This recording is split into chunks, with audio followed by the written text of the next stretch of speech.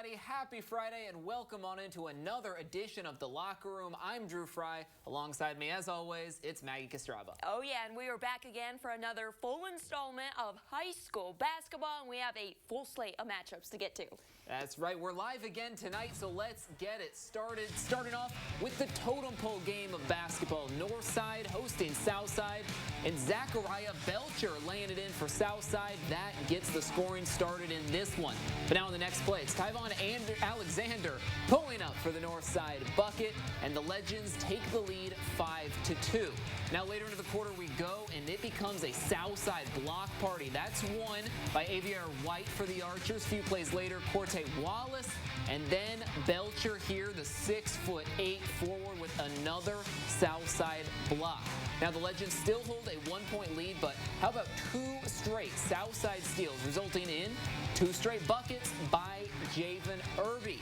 Same time, same place, same result. The Archers build momentum. They lead it at halftime, but in the end, it is Southside. They pull off the win, staying unbeaten on the year. What a great start to their season. They win 66-50. Over to Bruinland now, where Northrop taking on Bishop Luers the Knights, and came out to put on a show. Carmani Davis from the corner. Buckets. How about a three-pointer to kick off Luers' early lead here tonight? Bishop Luers, all gas, no brakes. Darion Truesdale plunges on through, making a statement. How about it? But Northrop, they're trying to make something of the night, and it's Equelion Wright with the steal, and away he goes the other way, shakes his way to the bucket. The Bruins finally on the board here tonight, and you guessed it, Truesdale showing out tonight. He buries that one. And in the end, Bishop Luers handles business on the road. Big time, look at that, by a score of 81-35 your final. And the first of two, Homestead and Dwenger. Here we go to Homestead High School, where the boys Spartans face off against Bishop Dwenger. The Spartans striking early. Jake Kuhlman juking the defender a couple times and then laying the ball up here for the easy bucket.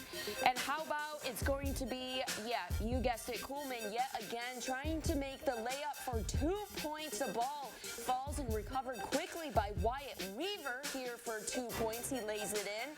And really showing out here tonight, it's going to be Weaver yet again, this time with the help of Josh Rogers and Michael Rondenbush. Weaver gets the layup in 2 points, and it's going to be a commanding win by the Spartans as they beat Bishop Dwenger 72-40. Over to Snyder High School now, where the Wayne Generals are looking to power through what ended up being an absolutely electric atmosphere. Now, coming out of halftime, Snyder leading, but Wayne's LaShawn Green does not stop. Works his way through traffic, cuts the deficit down to 2. Now, on the other end we go. Snyder with the ball, and take a look at Jamarcus Burton. Once he gets this ball, he is just absolutely too quick to contain. Drops in the bucket. Snyder extends the lead once again. But hey, Wayne is not going away in this one. Take a look at this sequence. The loose ball gives the Panthers the fast break, but Kalen Williams-Thomas runs them down, swats the ball. Ref goes down. Wayne recovers the ball once again. Now they get the fast break, and it's the Generals with Kalen passing up to Chase Barnes, slamming it home. Back to a one-score game. But of course, Snyder's got to punch right back. The Panthers are getting the ball to Braylon Fertil. The pump fake, the jumper, it's good. These two teams going back and forth all game long, but when it matters most, it's the Generals who come out on top in this one. Wayne gets the big win, 61-50. And now, from the stream we go. We're going to check in with Concordia hosting Carroll tonight. The Chargers bullying their way to the basket, and it's good, but the Cadets not backing down. In the corner, the three ball, that one goes straight through. Concordia on a roll with 3-pointers, and might as well. How about another one? Same corner, same shot, same result. That one's in. This one goes back and forth, a real close one. Carroll takes the victory, 46-41. And checking in now with scores from around the region, the Garrett Railroaders have turned 10 straight losing seasons into a 5-0 start this year. They took on Angola, and in the end, they fell short in this one. The Hornets taking this one by a score of 56-44. Then heading down south to the ACAC. South Adams hosting Churubusco this evening, and the Starfires fly to a 48-38 win. And then Bluffton took the road trip out west to Lakeland Christian, where the Tigers clawed to a 54-26 victory. And wrapping up our coverage of the boys' games tonight, Wabash made the trip south to Maconaquah, where it is Maconaquah grabbing the big win, 71-44. Then Southwood hosting Peru tonight, and Peru takes the dub, 71-59. And don't worry, East Noble fans, we didn't forget about you just yet on the road up in Goshen. It is the home team, though, that wins this one in a very close 52-49 game. All right, and that brings us to the end of the boys basketball schedule from our region here tonight, but we're not done just yet. The girls lineup is even longer. Yeah, several of these matchups are the front halves of doubleheaders, so you may recognize some of the pairings, but with each new game, brings a whole new storyline. So let's start at Norwell, where the defending 2A runners-up host a Columbia City team fresh off its own huge win over Homestead earlier this week. And this one was electric in the first quarter. Eagles get it started here with Addie Baxter dumping it off to Tora Holler, who hits the floater, and C-City goes up 2. But the Knights have an answer back as Vanessa Rossworm picks it up off the ground, drains the 3, and that puts the Knights up 14-11. And back and forth we go all quarter. Addie Baxter on the fast break. This time it's Anissa Tonkel with the no-look behind the back, puts it through. Eagles go up by 1, and then Ryland Graff finds Jada Dale, top of the key. Another 3 points go on the board for Norwell. The Knights go up by 2 now. Tons of lead changes in this one. Now it's Addison Norris who goes to the bank, and that check did not bounce. It drains it to bring the Knights up to 4, and the Eagles soaring back through. They go on to win this one 74-67, your final. Now, Homestead's girls are also in action tonight, hoping to shake off their Tuesday night loss to Columbia City. They host Dwenger tonight. In the second Homestead and Dwenger game, the Spartans take a commanding lead over the Saints early. And now here we are in the second half. It's 50-30. Couple of passes between the offense. Whitney Ankenbrook drilling the three-pointer. Now this time, we're going to watch Maya Epps go down the court. She's going to pull up for the quick 2. Something that Maya Epps is very keen at being able to do, just score when it is needed. And finally, one more bucket from this game is we're going to see Epps once more working her way up.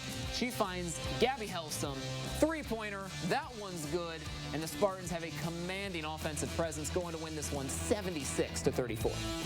Traveling now to Northside inside Baihei Arena as the Legends host the Archers of Southside. The Archers on the move here, connects with Renesha Autry. Perfect. She rips the rope.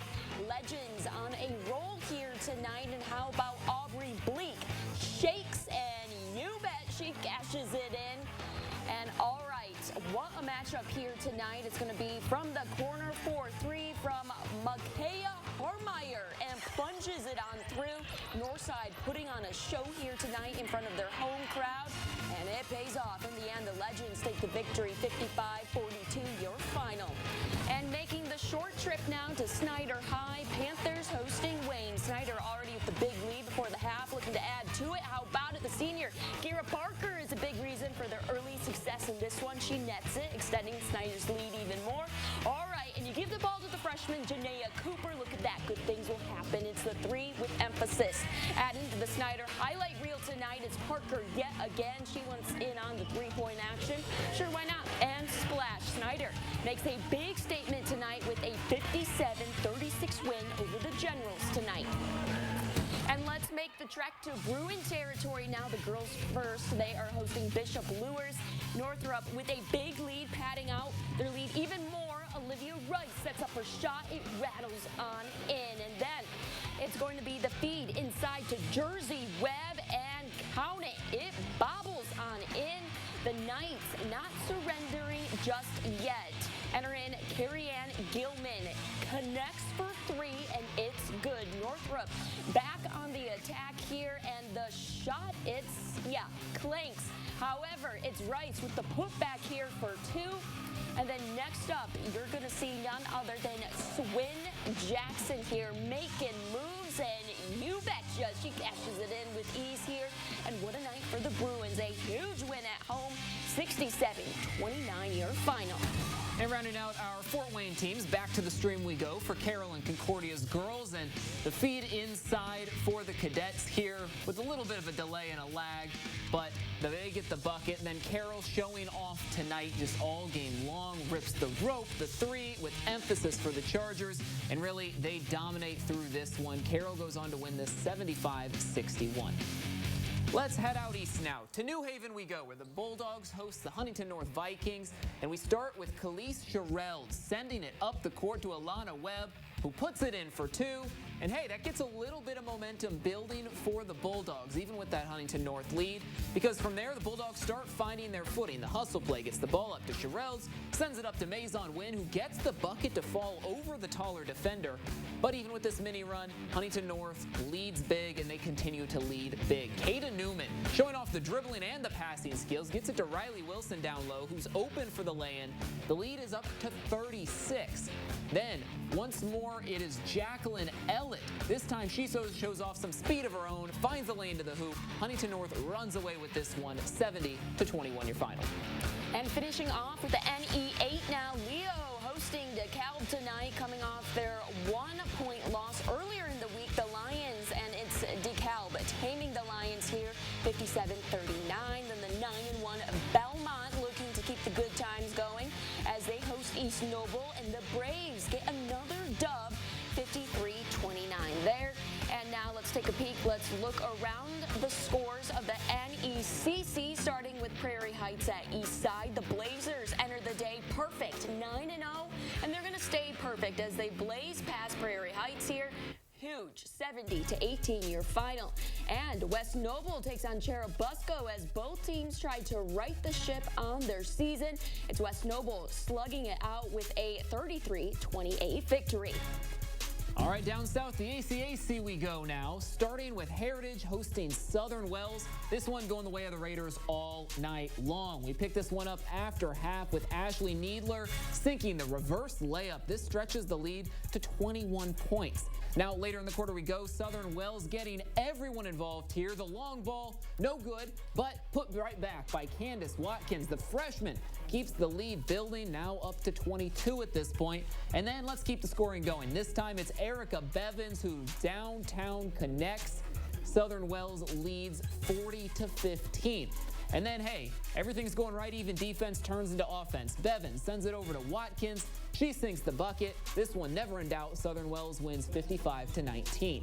Elsewhere in the conference, Bluffton hosts Woodland. The Tigers already have 10 wins, looking for 11, and they get it. 66-43, your final over Woodland. Then Adams Central and Jay County both trying to snap 4-game losing streaks. And it's Jay County getting back in the win column with the win in OT tonight, 53-50. And we've still got a few more matchups from around the region here tonight in the Three Rivers Conference. That includes Manchester hosting Whitco, where the Tigers grit out a 57-39 win.